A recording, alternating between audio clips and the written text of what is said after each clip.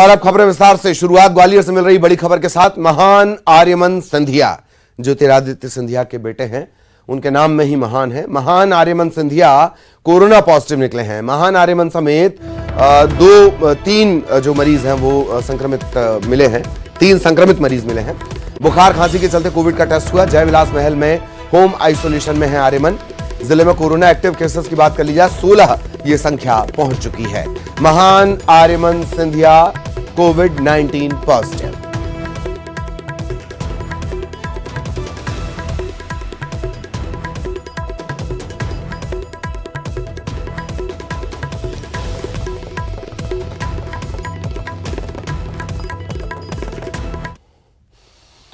और पूरे मध्य प्रदेश की बात कर ली जाए, लगातार कोरोना बढ़ता जा रहा है। प्रदेश में कोरोना के 52 नए मामले सामने आए हैं पूरे मध्य प्रदेश में। और एक्टिव केसेस की बात कर ली जाए 226 एक्टिव केस हैं। संक्रमण की दर, पॉजिटिविटी रेट बढ़कर 5.7% पर पहुंच गया है।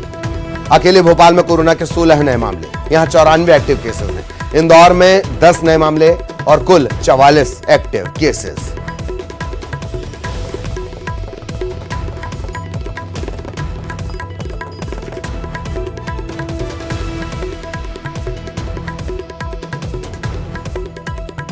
मध्य प्रदेश में लगातार तेजी से बढ़ रहा कोरोना।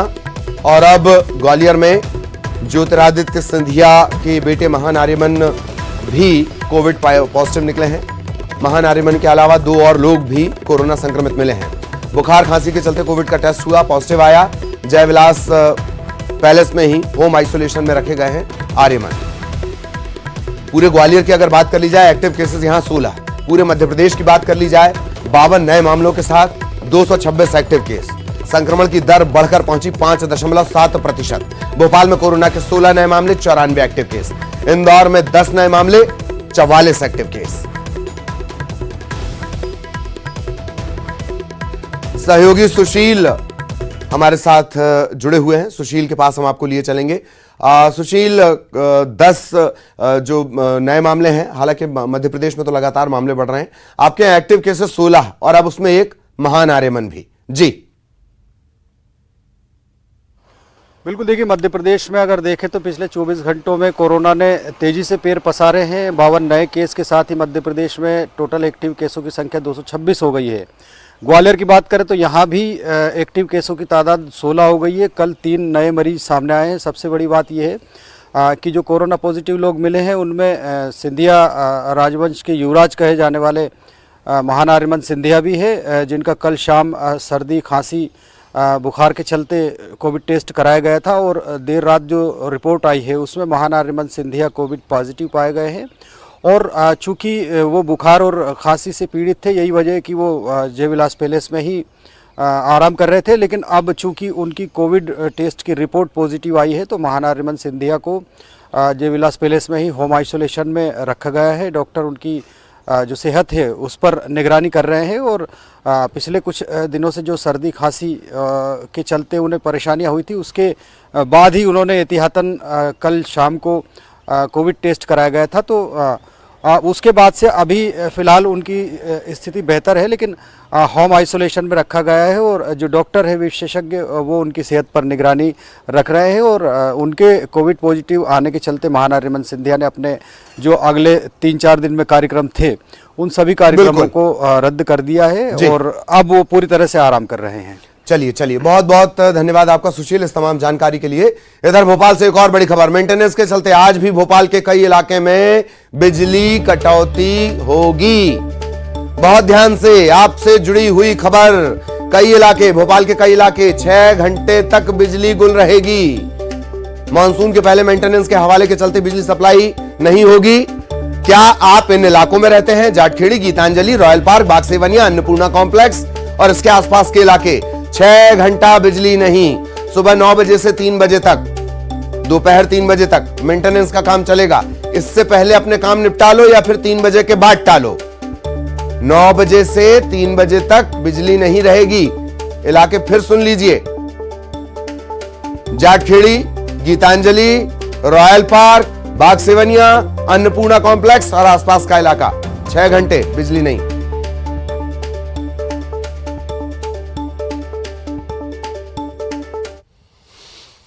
एक और बड़ी खबर की बात करेंगे। आज युवाओं को बड़ी सौगात प्रधानमंत्री मोदी देने वाले हैं। 71,000 नए कर्मचारियों को वो नियुक्ति पत्र देंगे। प्रधानमंत्री मोदी वर्चुअली इस कार्यक्रम में शामिल होंगे। भोपाल में रोजगार मेले का आयोजन है। केंद्रीय मंत्री ज्योतिरादित्य सिंधिया भी यहां मौजूद रहेंगे। वे भी नियुक्ति पत्र बांटेंगे।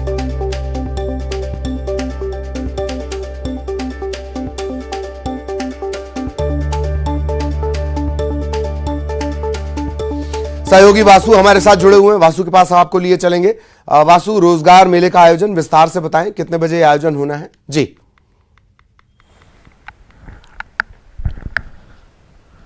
बिल्कुल अली जी, देखिए 10 बजे से ये पूरा जो कार्यक्रम है वो शुरू हो जाएगा और पूरे देश में एक साथ जो नवनियुक्त कर्मचारी हैं जिनको शासकीय उपक्रमों में और खासतौर पर जो केंद्र सरकार के संस्था हैं, केंद्र सरकार के जो इंस्टीट्यूट्स हैं या केंद्र सरकार की जो कंपनियां हैं वहां पर जिनको नियुक्ति मिली है उन लोगों को नियुक्ति पत्र जो है वो सौंपे जाएंगे। 10:30 बजे पीएम नरेंद्र मोदी सभी नवनियुक्त कर्मचारियों को संबोधित करेंगे और पूरे देश भर में अलग अलग जगहों पर रोजगार मेले का आयोजन किया गया है। अलग अलग जगहों पर जो कार्यक्रम है वो रखे गए हैं जिनमें विभिन्न जो केंद्रीय मंत्री हैं, सांसद हैं और जो अन्य जनप्रतिनिधि हैं वो शामिल होंगे। जो कंपनीज हैं उनके एमडीज, उनके सीईओस और जो उच्च स्तर के जो अधिकारी हैं अलग अलग विभागों के, सरकार के, केंद्र सरकार के, वो इन कार्यक्रमों में शामिल होंगे। और जो नवनियुक्त कर्मचारी हैं पीएम नरेंद्र मोदी उनसे कई स्थानों पर संवाद भी करेंगे।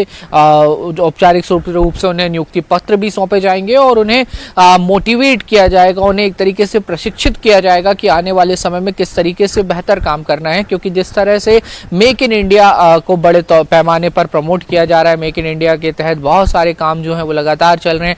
आत्मनिर्भर भारत बनाने की दिशा में हम कदम बढ़ा रहे हैं और देश दुनिया की तेजी से बढ़ती हुई अर्थव्यवस्था जो है उसके तौर पर भारत डेवलप होता हुआ नजर आ रहा है। तो उसमें इन कर्मचारियों का किस तरीके से योगदान रहे और निश्चित तौर पर अभी नियुक्ति हुई है तो ये सारे जो कर्मचारी हैं वो युवा हैं, तो इनका क्या कुछ काम को लेकर विजन रहना चाहिए, क्या मिशन रहना चाहिए, पब्लिक को कैसे बेहतर से बेहतर सर्व किया जाए, इन तमाम बातों को लेकर पीएम नरेंद्र मोदी आज इन नवनियुक्त कर्मचारियों को संबोधित करते हुए अपनी बात रखेंगे। और भोपाल में भी समन्वय भवन में ये पूरा कार्यक्रम होगा जहां पर केंद्रीय मंत्री ज्योतिरादित्य सिंधिया जो कल ही भोपाल पहुंच गए थे वो इस पूरे कार्यक्रम में शामिल होंगे और कुछ जो नवनियुक्त कर्मचारी हैं उनको नियुक्ति पत्र भी देंगे। जी चलिए, बहुत बहुत धन्यवाद वासु इस तमाम जानकारी के लिए।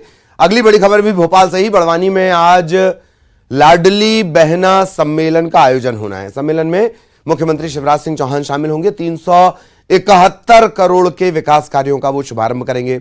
लोकार्पण और भूमि पूजन कार्यक्रम भी होने हैं। बड़वानी की बहनें सीएम को राखी बांधेंगी 211 फीट की राखी। मुख्यमंत्री को 211 फीट की राखी बांधी जानी है। बड़वानी में बड़ा सम्मेलन, लाडली बहना सम्मेलन।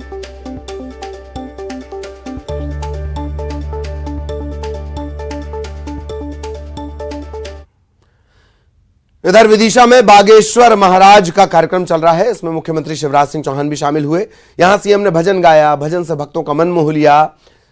पंडित धीरेन्द्र शास्त्री भी सीएम के भजन पर झूमते नजर आए। सीएम शिवराज ने राम कथा का वाचन भी किया। सबके सब बैठे थे।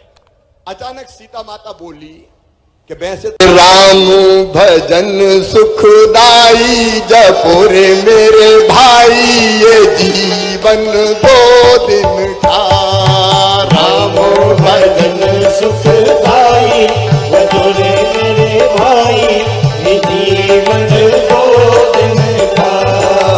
राम भजन सुखदाई जपो रे मेरी माई ये जीवन 2 दिन का। राम सुखदाई जपो रे मेरे भाई ये जीवन 2 दिन का। और विधानसभा चुनाव के पहले कार्यकर्ताओं की नब्ज टटोलने के लिए बीजेपी अपने सीनियर नेताओं को जिलों में संवाद करने भेज रही है। इसी कड़ी में पूर्व बीजेपी प्रदेश अध्यक्ष और सांसद राकेश सिंह हरदा पहुंचे। मीडिया से बात करते हुए उन्होंने दिग्विजय सिंह पर निशाना साधा। विंध्य की मांग पर राकेश सिंह ने कहा कि भाजपा पूरे प्रदेश का विकास चाहती है और विंध्य भाजपा के विचारों के केंद्र बिंदु में है। भारतीय जनता पार्टी पूरे प्रदेश के समन्वित विकास के पक्ष में है। प्रदेश का कोई भी हिस्सा विकास से अछूता नहीं रहना चाहिए। विंध्य प्रदेश भारतीय जनता पार्टी के विचारों के केंद्र में है। उसका विकास कितना बेहतर हो सकता है, भारतीय जनता पार्टी की सरकार ने वो किया है। और तमाम मध्य प्रदेश में महाकौशल हो, मालवा हो, बुंदेलखंड हो, इन सभी की चिंता बराबरी से मध्य प्रदेश की भारतीय जनता पार्टी की सरकार ने शिवराज सिंह चौहान जी के नेतृत्व में की है। दिग्विजय सिंह जी संवाद करने के लिए निकले हैं या दिग्विजय सिंह जी आधार बनाने के लिए निकले हैं, जानकारी मेरे पास नहीं है। इतना ही कह सकते हैं कि दिग्विजय सिंह जी के जितने अधिक प्रवास होंगे भारतीय जनता पार्टी को उतना अधिक लाभ होगा। इधर कांग्रेस कार्यकर्ताओं ने विधानसभा चुनाव से पहले खुद को भावी उम्मीदवार के तौर पर प्रोजेक्ट करने के लिए वॉल पेंटिंग का सहारा लिया है। जगह जगह दीवारों पर चुनावी स्लोगन के साथ प्रचार किया जा रहा है। सतना में बैनर, पोस्टर और वॉल पेंटिंग की भरमार नजर आ रही है। टिकट की घोषणा होने से पहले पार्टी के दावेदार खुद को उम्मीदवार के तौर पर स्थापित करने में लगे हैं। इसे लेकर पीसीसी एक्शन में आया है। पीसीसी ने कांग्रेस कार्यकर्ताओं को हिदायत दी है कि खुद को भावी उम्मीदवार ना बताएं। भावी उम्मीदवार बताने वालों पर कार्रवाई का फरमान भी सुनाया गया है। बीजेपी ने कार्यकर्ताओं के लिए पीसीसी के नए निर्देशों पर तंज कसा। बीजेपी ने कहा कि कमलनाथ जी को भावी अवश्यम भावी लिखा जा रहा है, लेकिन कार्यकर्ताओं को कार्रवाई का डर दिखाया जा रहा है। मध्य प्रदेश कांग्रेस कमेटी का एक आदेश सामने आया है, जिसके अंदर प्रदेश के सारे कांग्रेस जनों को, जिला अध्यक्षों को कमलनाथ जी के हवाले से निर्देश दिए गए कि कोई भी कार्यकर्ता अपने नाम के आगे भावी नहीं लिखेगा, भावी प्रत्याशी नहीं लिखेगा, और यदि वो लिखेगा तो उसके ऊपर कठोर कार्रवाई होगी। अब वो कमलनाथ जी जो जिनके नाम के आगे भावी, अवश्यम भावी लिखने के निर्देश जारी होते हैं, बाकायदा प्रदेश कांग्रेस कमेटी से सभी को, नेताओं को निर्देश जारी होते हैं कि होर्डिंग लगाओ, उनके नाम के आगे भावी लिखो। और खुद मध्य प्रदेश कांग्रेस के ट्विटर हैंडल से प्रतिदिन कमलनाथ जी को भावी, अवश्यम भावी मुख्यमंत्री बताया जाता है। तो खुद के नाम के आगे भावी मुख्यमंत्री, अवश्यम भावी मुख्यमंत्री लिखने में कोई आपत्ति नहीं, और यदि कार्यकर्ता भावी प्रत्याशी लिखता है तो उस पर आपत्ति, उस पर कार्रवाई होगी। तो एक ही पार्टी में दो अलग अलग नियम कैसे? खुद के लिए कोई नियम नहीं और कार्यकर्ताओं के लिए नियम। तो निश्चित तौर पे ये आदेश बड़ा चर्चा का विषय बना हुआ है, और ऐसा लग रहा है कि जिस प्रकार से हिटलरशाही से खुद कुछ भी करें और दूसरा कुछ नहीं करे, इस तरह का ये आदेश है। और इसको लेकर कांग्रेस श्योपुर में जनपद पंचायत की कामकाजी बैठक में सीईओ ही शामिल नहीं हुए। इससे नाराज जनपद सदस्य और अध्यक्ष ने जमकर हंगामा किया। फिर जनपद सीईओ शैलेंद्र सिंह पर कार्रवाई करने और उन्हें हटाए जाने की मांग उठाई। सभी ने एकजुट होकर जनपद सीईओ के खिलाफ प्रस्ताव तैयार कर कलेक्टर के पास भेजा है। चेतावनी दी है कि अगर उनकी मांग नहीं मानी गई तो सभी सदस्य और अध्यक्ष सामूहिक इस्तीफे देंगे। 10 दिन पहले हमने एक वैसे अंदर मीटिंग रखी, उसमें सीईओ साहब से कहा हम हमारी मीटिंग रखी जाए। उन्होंने बोला था कि 12 तारीख को हम मीटिंग रखेंगे, और आज 12 तारीख को हम आए, एकत्रित हुए सभी सदस्यगण, तो जनपद सीईओ यहाँ पर मौके पर नहीं मिले। तो हमारी सभी सदस्यों की नाराजगी है। सबसे बड़ी बात यह है कि जनपद सीईओ जो यहाँ पर वर्तमान में प्रदर्शित है, वो पूरी तरह से अपनी मनमानी कर रहे हैं। जनपद में ही नहीं बैठते, बहुत कम समय जनपद में देते। बालाघाट जिला अस्पताल में उस समय हाई वोल्टेज ड्रामा देखने को मिला जब मंडला पुलिस डॉक्टर शिवानी निषाद को गिरफ्तार करने पहुंची। एक युवक को झूठे आरोपों में फंसाकर आत्महत्या के लिए मजबूर करने के मामले में पुलिस ने डॉक्टर शिवानी को गिरफ्तार किया है। गिरफ्तारी से बचने के लिए पुलिस के सामने तरह तरह के बहाने बनाए गए। जब इनसे बात नहीं बनी तो अपनी मां की तबीयत खराब होने की बात कहकर आईसीयू में एडमिट कराकर बचने की कोशिश की गई। पूरा तमाशा होता रहा और आखिरकार आरोपी महिला डॉक्टर गिरफ्तार कर मंडला ले जाएंगे। वार्ड नंबर 32 का निवासी था, जिसका नाम पवन आहूजा है, जिसके द्वारा सुसाइड नोट में डॉक्टर शिवानी निषाद और अन्य आरोपियों के विरुद्ध आरोप लगा के प्रताड़ित करने के आरोप लगाए गए थे। बलात्कार के झूठे केस में फंसाने की धमकियाँ दी गई थी, जो हमारे केस में वांछित आरोपियाँ थी। तो आज दिनांक को तड़के हम अपनी टीम के साथ मैडम को अरेस्ट कर लिया और जल्द ही माननीय न्यायालय में प्रोड्यूस कर। बालाघाट जिले के बारासिवनी पुलिस ने गौ तस्करों पर बड़ा एक्शन लिया है। गौ तस्करी और उसके बाद ठेकेदार से मिलकर मवेशियों को अपना बताने के लिए फर्जी दस्तावेज पेश करने के मामले में 22 लोग गिरफ्तार कर अदालत में पेश किए गए। सभी को जेल भेज दिया गया। 2019-20 में 250 से ज्यादा मवेशियों को लालबर्रा और बारासिवनी पुलिस ने पकड़ा था।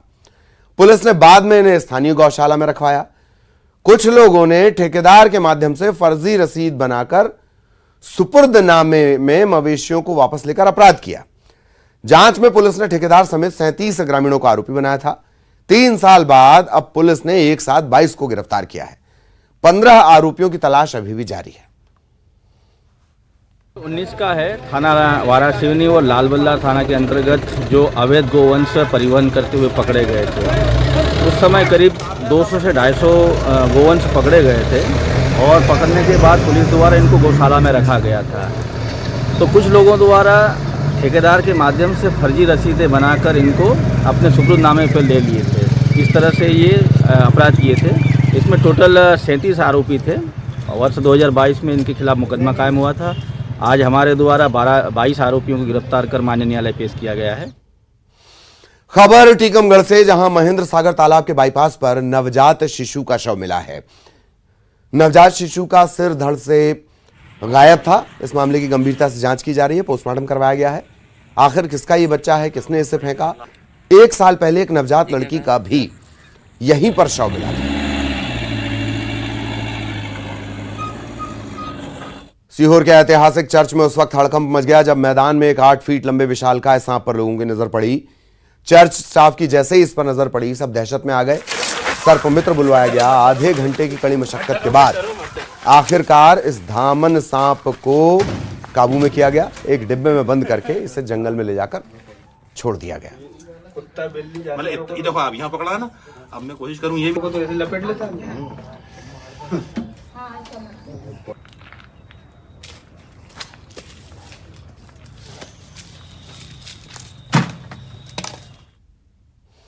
और इसी के साथ इस बुलेटिन में इतना ही। खबरें जारी हैं।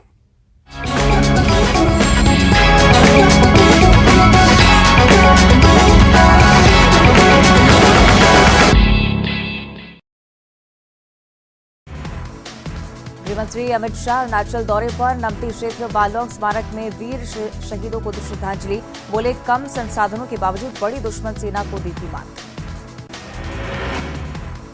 अल्पसंख्यकों के सवाल पर वित्त मंत्री निर्मला सीतारमण ने देश विरोधियों को दिया कड़ा जवाब। कहा, पाकिस्तान में